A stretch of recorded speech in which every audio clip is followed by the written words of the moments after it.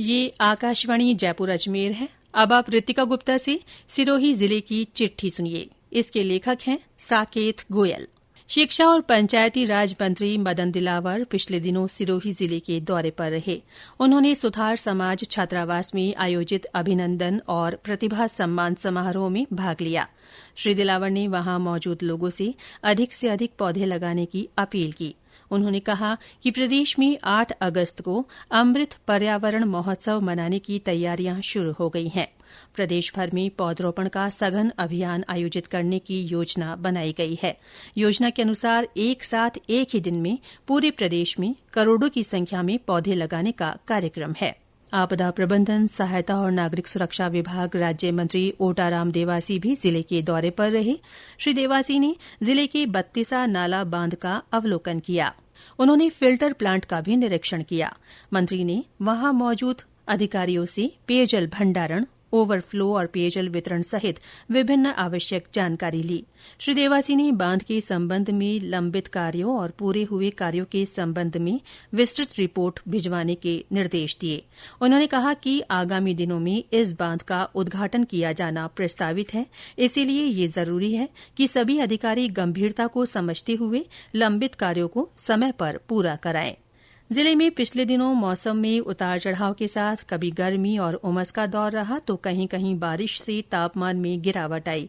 मौसम खुशनुमा होने से पर्यटन स्थलों पर पर्यटकों की रौनक देखी गई। पिछले दिनों संपन्न हुई लोकसभा चुनाव की मतगणना में जालौर सिरोही सीट से भाजपा के लुम्बा राम चौधरी विजयी घोषित हुए। श्री चौधरी को 7,96,783 वोट मिले। वहीं कांग्रेस के वैभव गहलोत को 5,95,240 मत मिले। लुम्बा राम चौधरी 2 लाख से ज्यादा वोटों के अंतर से जीते। 10वें अंतर्राष्ट्रीय योग दिवस पर 21 जून को जिला स्तरीय कार्यक्रम राजकीय उच्च माध्यमिक विद्यालय के नए भवन परिसर में आयोजित किया गया। कार्यक्रम में मुख्य अतिथि जिला प्रमुख अर्जुन राम पुरोहित रहे। अध्यक्षता जिला कलेक्टर शुभम चौधरी ने की। दोनों ने दीप जलाकर और भगवान धन्वंतरी का स्मरण कर योग कार्यक्रम की शुरूआत की। जिला आयुर्वेद विभाग के उप निदेशक डॉ यशवंत कुमार व्यास ने बताया कि कार्यक्रम में डॉ गौरव गहोई और योग शिक्षिका उर्मिला ने योगाभ्यास करवाया। कार्यक्रम में 1,950 प्रतिभागियों ने योग किया। जिले में ब्लॉक स्तर पर भी योगाभ्यास कार्यक्रम आयोजित किए गए। अल्पसंख्यक वर्ग के सर्वांगीण विकास को सुनिश्चित करने के लिए लागू प्रधानमंत्री के 15 सूत्रीय कार्यक्रम की क्रियान्विति समीक्षा बैठक अतिरिक्त जिला कलेक्टर डॉ दिनेश राय सापेला की अध्यक्षता में संपन्न हुई।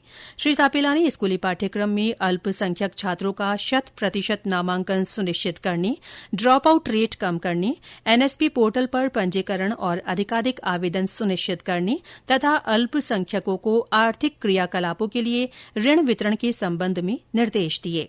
महिला अधिकारिता विभाग की ओर से बेटी बचाओ बेटी पढ़ाओ योजना के तहत जिला स्तरीय टास्क फोर्स और जिला स्तरीय समाधान समिति की बैठक सिरोही के आत्मा सभागार में आयोजित हुई। बैठक में विभाग ने बेटी बचाओ बेटी पढ़ाओ योजना की अनुपालना रिपोर्ट प्रस्तुत की और वर्ष 2024-2025 की कार्य योजना पर चर्चा की गई। जिले के हर ब्लॉक से एक बालिका विद्यालय का चयन कर वहां बालिका कॉर्नर बनाए जाने का निर्णय लिया गया। सुरक्षा सखी के अंतर्गत साथिनों का चयन ग्राम स्तर पर किए जाने का प्रस्ताव रखा गया। बेटी जन्मोत्सव के अंतर्गत एक पौधा सुपोषित बेटी के नाम कार्यक्रम के तहत सहजन फली का पौधा वितरित करने का निर्णय लिया गया। जिला कलेक्टर की अध्यक्षता में जल जीवन मिशन की समीक्षा बैठक आयोजित हुई। बैठक में उन्होंने जिले में चल रहे जल जीवन मिशन में स्वीकृत कामों को गुणवत्तापूर्ण और तय समय सीमा में पूरा करने के लिए संबंधित अधिकारियों को निर्देश दिए। उन्होंने पेयजल से वंचित विद्यालयों और आंगनबाड़ी केन्द्रों को लाभान्वित करने की बात कही। जिला कलेक्टर ने मिशन के तहत हर घर जल के लक्ष्य और प्रगति की सूचना रिपोर्ट प्रस्तुत करने के लिए अधिशासी अभियंता को निर्देश दिए। इसके साथ ही सिरोही जिले की चिट्ठी समाप्त हुई।